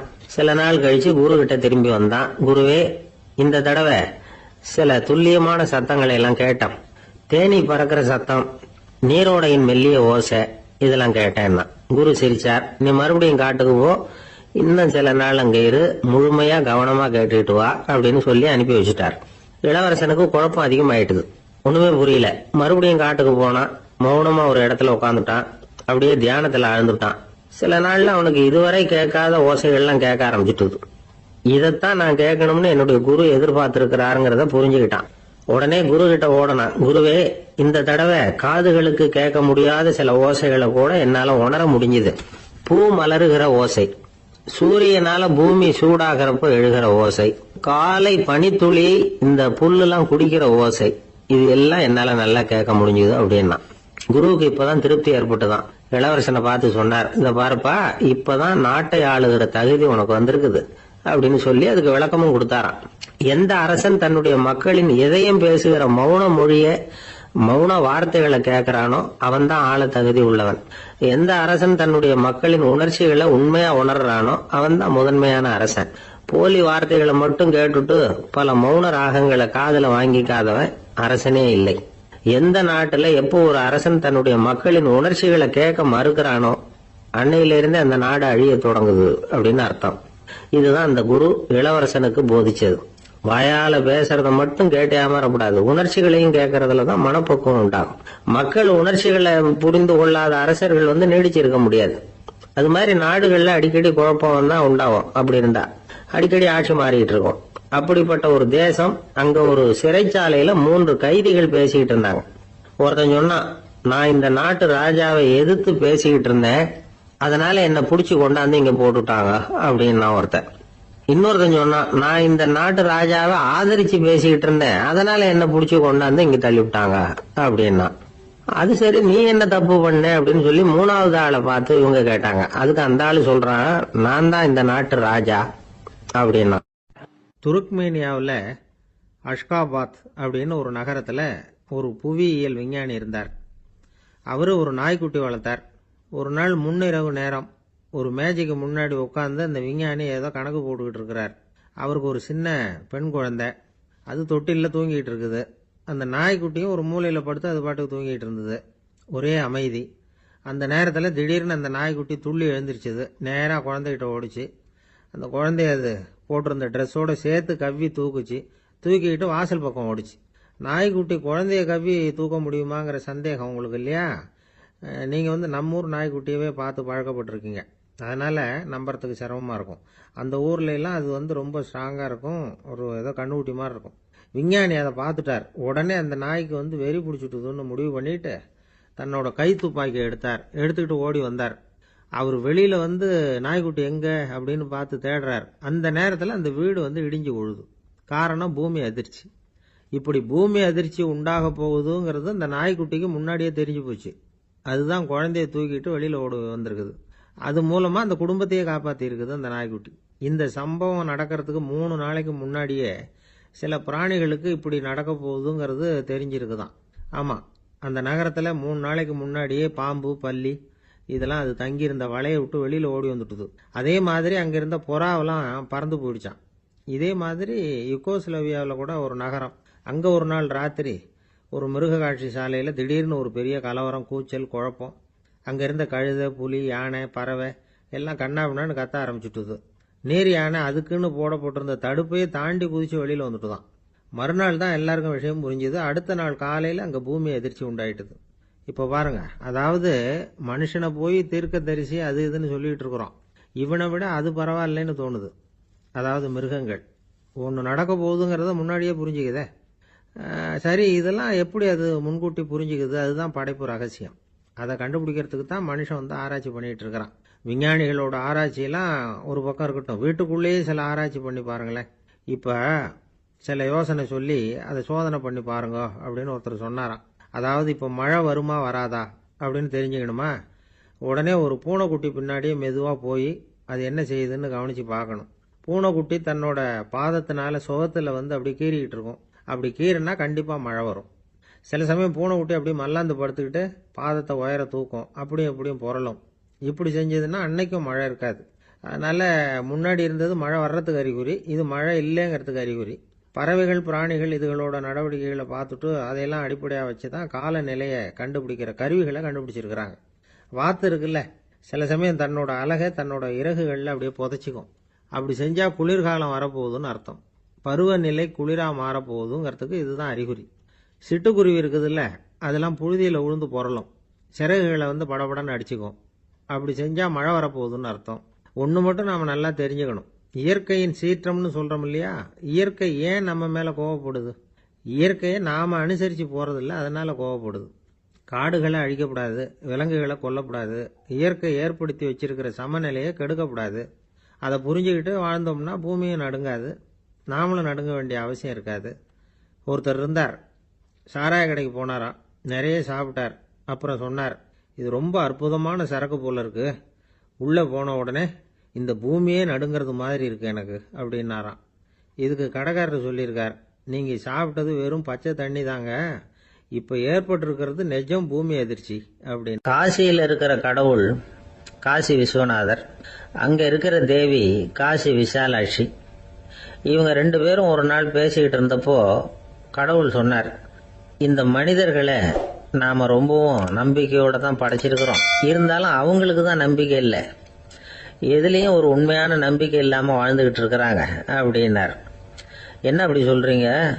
அதை பாருங்க, எவ்வளவு பேர் காசியை தேடிட்டு வந்து கங்கையில் குளிச்சுக்கிட்டு இருக்கிறாங்க, அவங்கெல்லாம் நம்பிக்கை இல்லைன்னா இவ்வளவு தூரம் தேடிட்டு வந்து இங்கே குளிப்பாங்களா அப்படின்னு நாங்கள் தேவி. சரி, அதை சோதிச்சு பார்க்கலாம் அப்படின்னு 2 பேரும் முடிவு பண்ணிக்கிட்டாங்க. உடனே ஒரு திட்டம் போட்டாங்க. அது எப்படின்னா, நாம் 2 பேருமே பக்தர்கள் மாதிரி உருவத்தை மாற்றிக்கிட்டு கங்கை கரைக்கு போக வேண்டியது. நான் வந்து கங்கையில் இறங்கி குளிக்கிறேன், கொஞ்ச நேரத்தில் சுழலில் மாட்டிக்கிட்டது மாதிரி நடிக்கிறேன். நீ உடனே கரையிலிருந்து சத்தம் போடும், என்னோட வீட்டுக்காரரை யாராவது காப்பாற்றுங்களேன் காப்பாற்றுங்களேன்னு சத்தம் போடும். அதோட இன்னொன்று சொல்லு, யாராவது ஒரு புண்ணிய ஆத்மா அவர்கிட்ட போய் அவருடைய முடியை பிடிச்சி இழுக்கணும். அப்படி ஒரு சாபம் இருக்குது எங்களுக்கு. புண்ணிய ஆத்மா, அதாவது எந்த பாவமும் செய்யாத இல்லாத ஒருத்தர் தான் அவரை காப்பாற்ற முடியும். அப்படிப்பட்டவங்க யாராவது வெள்ளத்தில் குதிச்சு என்னுடைய கணவரை காப்பாத்துங்க அப்படின்னு நீ சத்தம் போடு, கூச்சல் போடு, என்ன நடக்குதுன்னு பார்க்கலாம் அப்படின்னாரு கடவுள். சரின்னு சொல்லி 2 பேருமா சாதாரண பக்தர்கள் மாதிரி கங்கை கரைக்கு வந்து சேர்ந்தாங்க. அவர் இறங்கி குளிச்சார். திட்டம் போட்டது மாதிரியே சுழலில் மாட்டிக்கிட்டது மாதிரி கத்துனார். கரையில் இருந்த அந்த அம்மா, ஐயோ என் கணவரை காப்பாத்துங்களேன், யாராவது காப்பாத்துங்களேன்னு கத்துனாங்க. பல பேர் ஓடி வந்தாங்க. உடனே இவங்க, பாவம் இல்லாத புண்ணிய ஆத்மா ஒருத்தரால தான் என்னுடைய கணவர் காப்பாற்றப்படணுங்கிறது விதி, அப்படி ஒரு சாபம் இருக்கு, அதனால புண்ணிய ஆத்மா யாராவது அவர்கிட்ட போய் அவர் முடியை பிடிச்சி தூக்குனா அவரை காப்பாற்றி கொள்ளலாம் அப்படின்னாங்க. இவங்க இப்படி சொன்னதும் எல்லாரும் திகைச்சு போய் நின்றுட்டாங்க. ஒவ்வொருத்தருக்கும் அவங்க செஞ்ச பாவம்லாம் ஒவ்வொன்றா ஞாபகத்துக்கு வர ஆரம்பிச்சுட்டுது. சரி, இதுக்கு நாம லாயக்கு இல்லை அப்படின்னு சொல்லி ஒதுங்கி போக ஆரம்பிச்சிட்டாங்க எல்லாம். இந்த சமயத்தில் யாரோ ஒருத்தர் வேகமாக ஓடி வந்தார். ஆற்றுல குதிச்சார். அவர்கிட்ட போனார், முடியை பிடிச்சார், தூக்குனார், அவரை காப்பாற்றி கரைக்கு கொண்டுட்டு வந்துட்டார். அப்படி காப்பாற்றின அந்த ஆளை இவங்க 2 பேரும் தனியாக கூப்பிட்டுக்கிட்டு ஒரு மண்டபத்துக்கு வந்துட்டாங்க. வந்து விசாரிக்கிறாங்க. நீ யாரப்பா அப்படின்னு கேட்குறாங்க. ஏதும் தெரியாத மாதிரி. நான் இந்த ஊர் அன்ன சத்திரத்தில் வேலை செய்கிற ஒரு சமையல்காரன் அப்படிங்கிறார். நீ வந்து கங்கையில் குளிக்கிறது உண்டான்னு கேட்டிருக்காங்க. நான் இந்த ஊர்லேயே தான் இருக்கிறேன், இருந்தாலும் தினமும் கங்கையில் குளிக்கிறது இல்லை, எப்பாவது ஒரு நாள் அங்கே குளிப்பேன் அப்படின்னார். கங்கையில் மூழ்கி எழுந்திரிச்சா பாவம்லாம் தொலையும்னு சொல்கிறாங்க. அப்படி இருக்கிறப்போ அங்கே இன்னைக்கு கங்கையில் குளிச்சுக்கிட்டு இருக்கிறவங்கெல்லாம் தங்களை வந்து புண்ணிய ஆத்மாவா நினைக்கல. கங்கையில் குளிக்காத நீ உன்னை வந்து புண்ணிய ஆத்மாவா நினைச்சு என்னை காப்பாற்ற வந்திருக்கிற, அது எப்படி அப்படின்னு கேட்டார். அதுக்கு அந்த ஆள் சொல்றான், கங்கையில் குதிச்சதுக்கு அப்புறம் தானே உங்களை காப்பாற்ற போறோம்.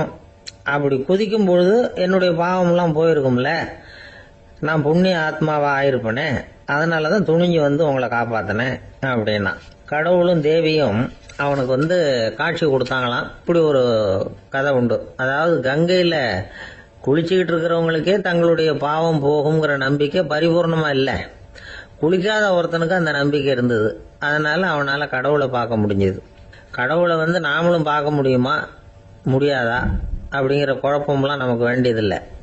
நம்பிக்கையோட வாழணுங்கிற உண்மையை மட்டும் இந்த கதையிலிருந்து புரிஞ்சுக்கிட்டா போதும்.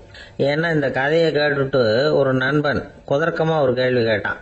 ஏன் சார், கங்கையில் குளிச்சா பாவம் போயிடும்னு சொல்றீங்களே, நான் எனக்கு வேண்டாத ஒருத்தனை அழைச்சிட்டு போய் கங்கையிலேயே தள்ளி விட்டுட்டு அதுக்கப்புறம் அங்கேயே முழுக்க போட்டுட்டு நான் செஞ்ச பாவத்தை வந்து அதுலேயே கழுவி விட்டுட்டு மறுபடியும் உங்ககிட்ட வந்துடுறேன்னு வச்சுக்கோங்க, நீங்கள் என்னை வந்து புண்ணிய ஆத்மான்னு ஏற்றுக்குவீங்களா அப்படிங்கிறான். ஆள் கொஞ்சம் ஆசைந்தான், நம்மளே அங்கே அழைச்சிட்டு போனாலும் போயிடுவான். எனக்கு தெரிஞ்ச ஒருத்தர் இருக்கார். அவரு ஒரு பெரிய காவல்துறை அதிகாரி, ரொம்ப கண்டிப்பானவர். அவரை கண்டாவே எல்லாரும் பயப்படுவாங்க. அப்படிப்பட்டவர் வீட்டுக்கு போனா அப்படியே அடியோட மாறிடுவார். அங்க போய் பாத்தீங்கன்னா குழந்தைகளோட குழந்தையா அவர் விளையாடிட்டு இருப்பார். அலுவலக சமயத்துல பாத்தீங்கன்னா குதிரை முதுகுல அவர் உட்கார்ந்துருப்பார். வீட்டுல பாத்தீங்கன்னா அவர் முதுகுல குழந்தை உட்காந்துருக்கும். அவரு குதிரை மாதிரி போயிட்டு இருப்பார். இது எப்படிங்க முடியுது உங்களால அப்படின்னு கேட்டாங்க. அது ஒண்ணுமில்ல, இங்க வீட்டுக்கு வந்த உடனே என்னோட மனசை தனியா எடுத்து வச்சிருவேன் அப்படின்னார். அது என்னங்க உங்க சட்ட பயிலியா இருக்குது மனசு, அது தனியா எடுத்து வைக்கிறதுக்கு அப்படின்னு கேட்டாங்க. அப்படி இல்லைங்க, இது ஒரு பயிற்சி, மனப்பயிற்சி, அவ்வளவுதான் அப்படின்னார். இப்படி சமயம் பார்த்து மனசை தனியா வச்சுவிட தெரிஞ்சவங்க வாழ்க்கையில எப்பவும் உற்சாகமா இருப்பாங்க அப்படிங்கிறது பெரியவங்க கருத்து. ஒரு டாக்டர் ஆஸ்பத்திரியில் இருக்கிற வரைக்கும் டாக்டரா இருக்கலாம். அவர் மனைவிகிட்டையும் அவர் டாக்டரா இருக்க வேண்டிய அவசியம் இல்லை. ஒரு வக்கீல் வந்து கோர்ட்ல இருக்கிற வரைக்கும் வக்கீலா இருக்கலாம். வீட்டுக்கு வந்ததுக்கு அப்புறமும் வக்கீலா இருக்க வேண்டிய அவசியம் கிடையாது. வீட்டுல வந்து குழந்தைகள்கிட்ட விளையாடும் பொழுதும் அதுகள்கிட்ட ஃபீஸ் கேட்டுட்டு இருக்க கூடாது. நாம எப்படி இருக்கணும்னு பெரியவங்க சொல்றாங்கன்னா, மனசோட சேரக்கூடாதான். அப்படி சேராம வாழ்க்கையை கவனிக்கணுமா. மனசை அப்படியே தனியா எடுத்து பக்கத்துல வச்சுடணும். அப்படின்னா அதை அப்படியே தூக்கி எறிஞ்சுடு அப்படின்னு அர்த்தம் இல்லை. ஏன்னா மனசுங்கிறது நமக்கு உபயோகப்படக்கூடிய ஒண்ணுதான். எப்போ அது தேவையோ அப்பப்போ எடுத்து உபயோகப்படுத்திக்கணும். தேவைப்படுறப்போ எடுத்து கண்ணாடியை மாட்டிக்கிறோம்ல, படிக்கும் பொழுது கண்ணாடி தேவைப்படுதோ எடுத்து மாட்டிக்கிறோம் இல்லையா, அது மாதிரி கணக்கு போடுறதுக்கு மனசு தேவை. கடைக்கு போய் ஒரு பொருள் வாங்குறோம், காசு கொடுக்குறோம், மீதி சில்லறை சரியா இருக்கா அப்படின்னு எண்ணி பார்த்து வாங்க வேண்டியிருக்கு. அந்த சமயத்துல மனசை எடுத்து தனியா வச்சுட்டேன் அப்படின்னு சொல்லிட்டு இருக்க கூடாது. பரீட்சைக்கு படிக்க வேண்டியிருக்குது, படிச்சதையெல்லாம் அப்படியே நினைவுல வச்சுக்க வேண்டியிருக்கு. அந்த சமயத்துல மனசை தூக்கி எறிஞ்சுட்டேன் சார் அப்படின்னு சொல்லிட்டு இருக்க கூடாது. அப்படி சொன்னா பரீட்சை நம்மளை தூக்கி எறிஞ்சிடும். அதனால தேவைப்படுறப்போ மனசை உபயோகப்படுத்தணும், தேவையில்லாதப்போ அதை தனியா ஓய்வு எடுத்துக்க விட்டுடணும். இப்படி நாம பழக்கப்படுத்திக்கிட்டா வாழ்க்கைங்கிறது நமக்கு புதுசா தெரியுமா? மனசுக்கும் ஒரு சக்தி கிடைக்கும். எந்திரங்களுக்கு ஓய்வு கொடுக்குற மாதிரி மனசுக்கும் ஓய்வு கொடுக்கணும், இல்லைன்னா அது களைச்சு போயிடும். குழந்தைகள் மனசை சுமந்துகிட்டு இருக்கிறது இல்ல. இது முதியவர்கள் குழந்தைகள் கிட்டே இருந்து கத்துக்க வேண்டிய ஒரு பாடம். ஆனாலும் இந்த கால குழந்தைகள் கிட்ட ரொம்ப எச்சரிக்கையா இருக்க வேண்டியிருக்கு. ஒரு தாத்தாவும் பேரனும் விளையாடிக்கிட்டு இருக்கிறாங்க. தாத்தா, எனக்கு சைக்கிள் ஓட்ட கத்து கொடு அப்படிங்கிறான் பேரன். சைக்கிள் உயரம் கூட இல்ல, அதுக்குள்ள சைக்கிள் ஓட்டணுமா அப்படின்னாரு தாத்தா. ஏன் தாத்தா, ரயில் ஓட்டுறாரு, அவர் என்ன ரயில் நீளமா இருக்கார் அப்படின்னு கேட்டானா அந்த பையன். ஆந்திர நாட்டுல ஒரு அரசர் இருந்தார். அந்த அரசர்கிட்ட ஒரு அமைச்சர் இருந்தார். அந்த அமைச்சர் பேரு ராயண பாஸ்கர். அவர் ஒரு பெரிய அறிவாளி. அது மட்டும் இல்ல, மிகச்சிறந்த கொடையாளி. யார் எது கேட்டாலும் இல்லைன்னு சொல்ல மாட்டாராம். அதன் காரணமாவே அவர்கிட்ட இருந்த செல்வம் நாளுக்கு நாள் குறைஞ்சிக்கிட்டே வந்துட்டுதான். கடைசியில குடும்பத்துக்குன்னு எதுவும் வைக்காமலே அவர் போய் சேர்ந்துட்டார். மகனும் இறந்துட்டார். அந்த குடும்பத்துல மிஞ்சி இருந்தது அவருடைய மருமகள், ஒரு பேரன், அவ்வளவுதான். இருந்த ஒரே சொத்து பழுதடைஞ்ச ஒரு வீடு. அந்த அம்மா மற்ற வீடுகள்ல வேலை செஞ்சு தன்னுடைய பிள்ளைய படிக்க வச்சுக்கிட்டு வராங்க. அந்த புள்ள ஒரு பெரிய வள்ளலுடைய பேரன்கிறது அந்த பள்ளி வாத்தியார்களுக்கும் தெரியும். அதனால அவங்களும் இவங்கிட்ட கொஞ்சம் அன்பாவும் அக்கறையாவும் பழகி பாடம் சொல்லி கொடுத்துக்கிட்டு இருக்கிறாங்க. ஒரு நாள் ஒரு புகழ்பெற்ற கவிஞர் ஒருத்தர் அந்த பள்ளிக்கூடத்துக்கு வந்திருக்கிறார். ஆசிரியர்கள் கிட்ட பேசிக்கிட்டு இருந்தப்ப ஒரு செய்தியை சொன்னாராம். ராயண பாஸ்கர்ங்கிற வள்ளல் எனக்கு நிறைய உதவிகள் செஞ்சிருக்கார், என்னை பாராட்டி பரிசுகள்லாம் கொடுத்திருக்கிறார். அந்த வள்ளல் வாழ்ந்த கிராமத்தை பார்க்கணுங்கிறதுக்காக தான் இப்போ இங்க வந்திருக்கிறேன் அப்படின்னாராம். ஆசிரியர் உடனே இந்த பையனை கூப்பிட்டு, இதை பாருங்க, இவன் யாரு தெரியுமா? நீங்க குறிப்பிடுகிற அந்த வள்ளலின் பேரன் அப்படின்னு அறிமுகப்படுத்தினாராம். கவிஞரின் கண்கள்ல ஆனந்த கண்ணீர். அந்த பரவச நிலையிலேயே அந்த வள்ளலை பற்றி கவி பாட ஆரம்பிச்சுட்டாராம். இந்த சின்ன பையன் அதை கேட்டிருக்கிறான். உடனே என்ன பண்ணான் தெரியுமோ? தன் கையில் அணிஞ்சிருந்த ஒரு பொன் வளையல கழட்டி அந்த கவிஞருக்கு பரிசா கொடுத்துட்டானாம். எல்லாருக்கும் ஆச்சரியம். தாத்தா இருக்கும் நிலையில கொடுத்தார், பேரன் இல்லாத நிலையிலையும் கொடுக்கறான். பையனை எல்லாரும் பாராட்டினாங்களாம். இருந்தாலும் அவனுக்குள்ள ஒரு பயம் எதுவும் ஆரம்பமாச்சு. பள்ளிக்கூடம் விட்டு வீட்டுக்கு வரும்போது அந்த பயம் இன்னும் அதிகமாயிட்டுது. அம்மா என்ன சொல்லுவாங்களோ தெரியலையே, ஏதோ திடீர்னு தோணிச்சு வளையல கட்டி கொடுக்கணும்னு கொடுத்துட்டோம். குடும்பம் இருக்கிற நிலையில இப்படி நான் செஞ்சது தப்பா? வீட்டு செலவுக்கே அம்மா எவ்வளவு கஷ்டப்படுறாங்க, வீட்டுக்கு போனதும் என்ன நடக்குமோ தெரியலையே அப்படின்னு நினைச்சு பயந்துகிட்டே அவன் வீட்டுக்குள்ள அடி எடுத்து வைக்கிறான். அம்மா கூப்பிட்டு சாப்பாடு போட்டாங்க. அவங்க கண்ணுல படக்கூடாதுங்கிறதுக்காக ஒரு கையை பின்னாடி மறைச்சுக்கிட்டே இருந்தான். அம்மா இதை கவனிச்சுட்டாங்க. ஏய், உன் கைய ஏன் அப்படி வச்சிருக்கிற? உன் கைக்கு என்னாச்சு? ஏதாவது அடிபட்டு போச்சா அப்படின்னு கேட்டுக்கிட்டே கையை எடுத்து பாக்குறாங்க. வளையல காணல. வளையல் எங்க அப்படின்னு கேக்குறாங்க. இவன் தயங்கிக்கிட்டே நடந்ததை சொல்றான். அது கேட்டதும் அந்த அம்மாவோட முகம் கோபத்தால செவந்து போச்சான். முட்டாளே, என்ன காரியம் பண்ண அப்படின்னு கன்னத்துல அரைஞ்சிட்டாங்களாம். அம்மா, என்ன அடிக்காத, ஏதோ தெரியாம தப்பு பண்ணிட்டேன் அப்படின்னு இருக்கான். மகனே, வளையல கொடுத்ததுக்காக நான் உன்னை அடிக்கல, அப்படிங்க பின்ன எதுக்கு அடிச்சேன்னு கேட்டிருக்கான். உன் பாட்டனார் ஒரு பெரிய வள்ளல். அவரு எதையும் பாதி வேலையை செய்யறது இல்ல.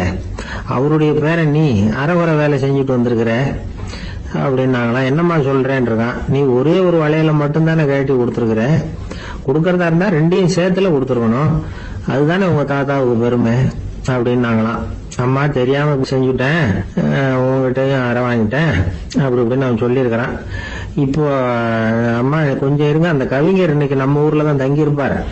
நாளைக்கு காலையில தான் அவர் எங்க இருக்காருன்னு விசாரிச்சு இன்னொரு வளையலையும் கொடுத்துடுறேன் அப்படின்னு இருக்கான். மகனே, நல்ல செயல்களை எல்லாம் நாளைக்குன்னு ஒத்தி போடாத.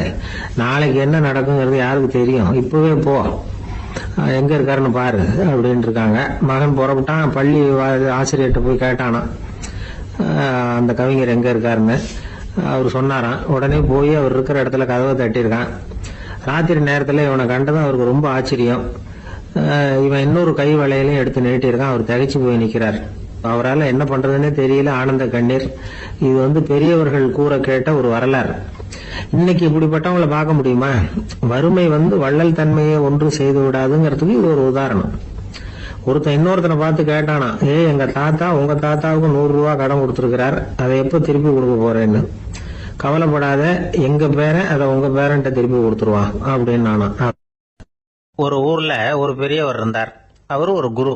அவர் தொடர்ந்து தியான கூட்டங்கள் நடத்துவார். அந்த கூட்டத்துல கலந்துக்கிறதுக்காக பல ஊர்கள்ல இருந்து சீடர்கள் நிறைய பேர் வருவாங்க போவாங்க.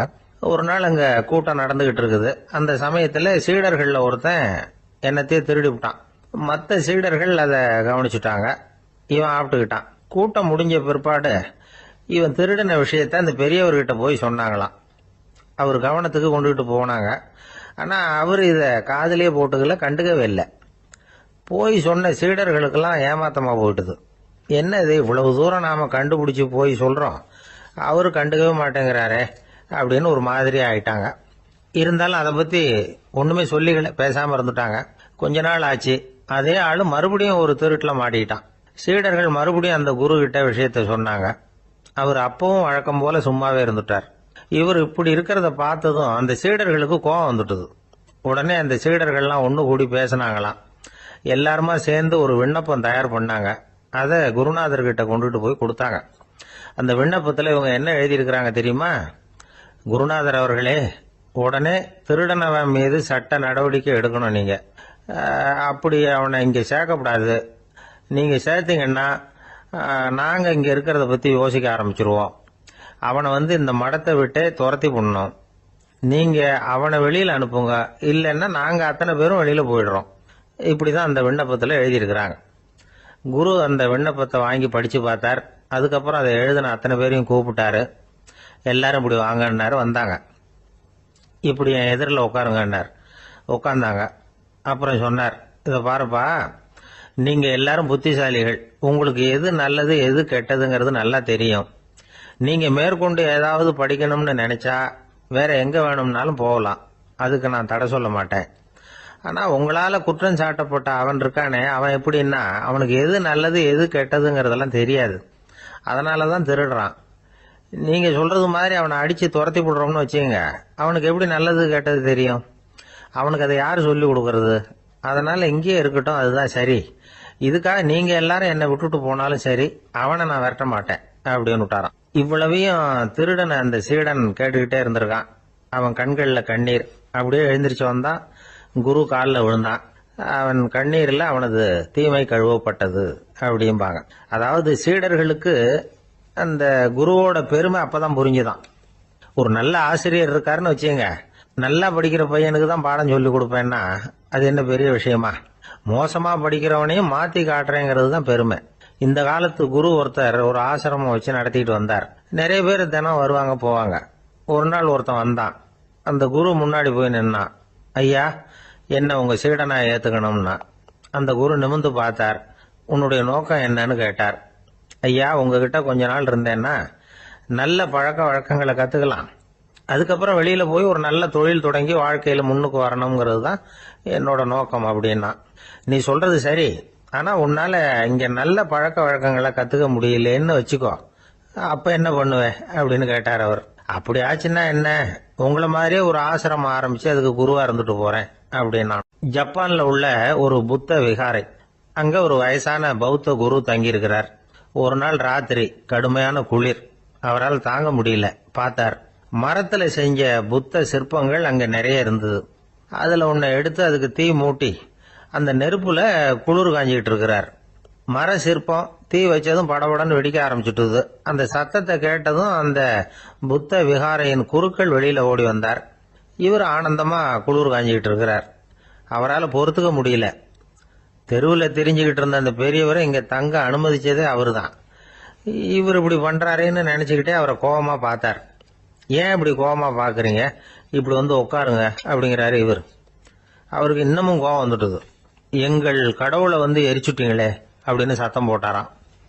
அப்படியா அப்படின்னு கேட்டுக்கிட்டே அந்த சாம்பலை கிளறினார் இவர். என்ன செய்யறீங்கன்னு கேட்டிருக்காரு அவர். நான் எலும்புகளை தேடுறேன்னாராம். நீங்க ஒரு பைத்தியம், இது ஒரு மர சிற்பம், இதுல எலும்புகள் கிடையாது அப்படின்னாராம். அவருக்கு கோபம் வந்துட்டுது. உடனே வெளியில போங்கன்னு கத்தியிருக்காரு. வெளியில தள்ளி கதவையும் சாத்தி விட்டாராம்.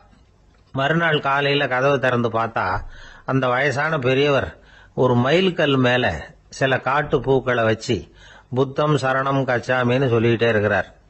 இவருக்கு சந்தேகமா போட்டுது. கிட்ட போனார். என்ன செஞ்சுக்கிட்டு இருக்கீங்கன்னு கேட்டார். இது என்னுடைய காலை நேர பிரார்த்தனைனாராம். நிஜமாவே நீங்க ஒரு பைத்தியமா தான் இருக்கணும், ஏன்னா அது ஒரு மைல்கல் அப்படின்னாராம். இப்ப அந்த பெரியவர் சொன்னாராம், நீங்க ஒரு மரத்தை புத்தரா நினைக்கும் பொழுது நான் ஏன் ஒரு மைல்கல்ல புத்தரா நினைக்கப்படாது? நான் புத்தரை எரிக்கலாம், ஏன்னா அவரை நான் நேசிக்கிறேன். அந்த சிற்பம் மரத்தால் ஆனதுங்கிறது எனக்கு தெரியும். நான் ஒரு மைல்கல்லை தொழலாம், ஏன்னா அது எனது பூக்களை தாங்குது. நான் இந்த மைல்கல்லுக்குள்ள மறைஞ்சிருக்கிற புத்தரை பார்க்கிறேன். யாராவது ஒரு சிற்பி இதை சிலையாக்குனாதான் நீங்க புத்தரை பார்க்க முடியும். அன்னைக்கு ரொம்ப குளிரா இருந்தது. நான் எனக்குள்ள இருக்கிற புத்தரையும் பாதுகாக்கணும். உள்ளே இருக்கிற புத்தரை காப்பாத்துறதுக்காக வெளியில உள்ள புத்தரை எரிக்கலாம். அதுல ஒன்றும் தப்பு இல்லை. அது அவருடைய போதனையிலேயே இருக்கு. உனக்குள் ஜோதியாக இரு அப்படிங்கிறது அவருடைய போதனை. என்னுடைய புத்தர் குளிர்ல நடுங்கிட்டு இருந்தார். அந்த மர சிற்பங்கள் வெயில் மழையில உணர்ச்சி இல்லாம இருந்தது, அதனால அப்படி பண்ணினேன். ஆனா நீங்க என்ன பண்ணீங்க? நான் ஒரு மர புத்தரை எரிச்சதுக்காக உயிருள்ள புத்தரை வெளியில தள்ளி கதவை சாத்தினீங்க அப்படின்னாரா அந்த பெரியவர். உண்மையான பக்திங்கிறது இதுதான். அதாவது உனக்குள் ஜோதியாக இரு அப்படின்னு புத்தர் சொன்னார் இல்லையா, அது மாதிரி தனக்குள் ஜோதியாக இருக்கிற இந்த காலத்து ஆசாமிகள் நிறைய பேர் உண்டு. எப்பவும் போதையிலேயே இருக்கிறவங்க. ஒரு நாள் நடு ராத்திரி ஒரு மது கடையில ஒரு ஆள் அங்குள்ள சிப்பந்திகள் கிட்ட கேட்டுட்டு இருக்கிறான். மறுபடியும் இந்த கடை எப்போ திறப்பாங்கன்னு கேட்டானா. நாளைக்கு காலையில 8 மணிக்கு திறப்பாங்க அப்படின்னு நானா அங்க இருந்த ஆள். அவன் திருப்பி திருப்பி அதையே கேட்டுக்கிட்டு இருக்கான். இவனுக்கு பதில் சொல்லி சொல்லி அழுத்து போச்சு. அதான் சொல்றேன் ஐயா, நாளைக்கு காலையில வா அப்படின்னாங்களாம். அதுக்கு இவன், நான் வர்றதுக்காக கேட்கலையா, நேத்திக்கு வந்தவன் உள்ளேயே மாட்டிக்கிட்டேன், வெளியில போறதுக்காக கேட்டேன் அப்படின்னானா. ஒரு விவசாயி விதைக்கிறதுக்காக வயல்வெளி பக்கம் போறார். விதைகளை அள்ளி வீசினார். அப்ப என்ன ஆச்சுன்னா, சில விதைகள் பாதை ஓரத்துல விழுந்தது. சில விதைகள் முள் செடிகள் மண்டி இருந்த புதருக்கு இடையில விழுந்தது. சில விதைகள் நல்ல நிலத்துல விழுந்தது. பாதை ஓரத்துல விழுந்த விதை என்ன ஆச்சுன்னா, அதெல்லாம் பறவைகள் கண்ணில் போட்டுட்டுது. உடனே உட்காந்து கொத்தி தின்னுட்டு போட்டுது. அதிகமா மண் இல்லாத பாறை பகுதியில் விழுந்த விதையெல்லாம் லேசா வேர் விட்டு முளைக்க ஆரம்பிச்சுது. அதுக்கப்புறம் வேர் கீழேயும் ஆழமா போக முடியல, மேலேயும் சூரிய வெப்பம் அதிகம் தாங்க முடியல, எல்லாம் காஞ்சி கருகி போட்டுது. புதர் பகுதியில் சில விதைகள் விழுந்தது இல்லையா, முள் செடிகள் காடா மண்டி போயிருந்தது. அதனால முளைச்சி வர்ற செடிக்கு நெருக்கடி அதிகமா போட்டுது, சரியா வளர முடியல, விளைச்சலும் சரியா இல்லை. நல்ல நிலத்துல விழுந்த விதைகள் மட்டும் நல்லா முளைச்சது, நல்லா வளர்ந்தது, விளைச்சலும் பிரமாதமா இருந்தது. இந்த கதையை சொல்லிவிட்டு கேட்க செவியுள்ளோர் கேட்கட்டும் அப்படிங்கிறார் இயேசு பெருமான். ஆமா, இயேசு கடலில் நின்ற படகு ஒண்ணுல உட்கார்ந்துருக்கிறார். கடற்கரையில ஏராளமான மக்கள் உட்கார்ந்துருக்கிறாங்க. அந்த சமயத்துல தான் இயேசு ஓமைகள் மூலமா மக்களுக்கு பல உண்மைகளை சொல்லிட்டு இருக்கிறார். மக்கள் அந்த கதையை கேட்டுட்டு ஒன்னும் புரியாம முழிக்கிறாங்க. அத கவனித்த இயேசு அந்த ஓமையை விளக்க ஆரம்பிச்சார். இதுல அந்த விதைக்கிறவர் தான் இறைவன். அவருடைய வார்த்தைகளை விதைக்கிறார். அந்த வார்த்தைகளை கேட்கிற மக்கள் அந்த விழுந்த விதைகள் மாதிரி 4 வகையானவர்கள். சில பேர் பாதை ஓரத்தில் விழுந்த விதைகள் மாதிரி. இறைவன் வார்த்தைகளை அவங்க கேட்கறாங்க, ஆனா தீய எண்ணங்கள் செய்கைகள் மூலமா விதைக்கப்பட்ட வார்த்தைகள் அழிஞ்சு போடுது. இறைவன் வார்த்தைகளை கேட்ட உடனே மகிழ்ந்து போய் உடனே சில பேர் அதை ஏத்துக்கிறாங்க. இவங்கெல்லாம் அந்த பாறை பகுதியில் விழுந்த விதைகள் மாதிரி. அதனால இவங்கெல்லாம் வேறு இல்லாதவங்க. கொஞ்ச காலத்துக்கு இறை வார்த்தைகளுக்கு கீழ்ப்படிந்து நடப்பாங்க. அதனால ஏதாவது இடைஞ்சல் ஏற்பட்டா உடனே தடுமாறுவாங்க. தங்கள்கிட்ட இருக்கிற நல்ல பண்புகளை விட்டுட்டு பாவ வழிகளுக்கு போயிடுவாங்க. முள் செடிகளுக்கு இடையில விழுந்த விதைகள் மாதிரி உள்ளவங்க யாருன்னா, இவங்களுக்கு உலக கவலை உண்டு, செல்வத்தின் மீது மயக்கம் உடையவர்கள். உலக ஆசைகள் இவங்களுக்குள்ள பூந்துடுறதுனால அங்க இருக்கிற நல்ல பண்புகள் மறைஞ்சு போயிடுது. அதனால அவங்களும் உபயோகம் இல்லாதவங்களா ஆயிடுறாங்க. நல்ல மனிதர்கள் நல்ல நிலத்துல விழுந்த விதைகளுக்கு ஒப்பானவர்கள். இவங்க இறை வார்த்தையை கேட்கறாங்க, அதை ஏத்துக்கிறாங்க, அவங்களும் நல்லபடியா வாழறாங்க, அடுத்தவங்களுக்கும் உபயோகமா இருப்பாங்க. இதுதான் இயேசு சொன்ன விளக்கம். நல்ல வார்த்தைகளை கேளுங்கள், நல்ல வார்த்தைகளை ஏற்றுக்கொள்ளுங்கள், அடுத்தவங்களுக்கு உபயோகமா இருங்க. இதுதான் பெரியவங்கள்லாம் நமக்கு சொல்லுகிற உபதேசம். ஒரு அப்பா தன்னுடைய மகனுக்கு உபதேசம் பண்ணார். இத பாருப்பா, நல்ல வார்த்தைகளை கேட்கணும், எப்போதுமே மகன் அப்பா பேச்ச கேட்கறது நல்லது அப்படின்னாராம். நீ ஏதாவது ஒரு தப்பு பண்ணா என் தலையில ஒரு முடி நரைச்சி வெள்ளையா போடும்பா, நீ செய்யற ஒவ்வொரு தப்புக்கும் என் தலையில ஒவ்வொரு முடி வெள்ளையாயிடும் அப்படின்னாராம்.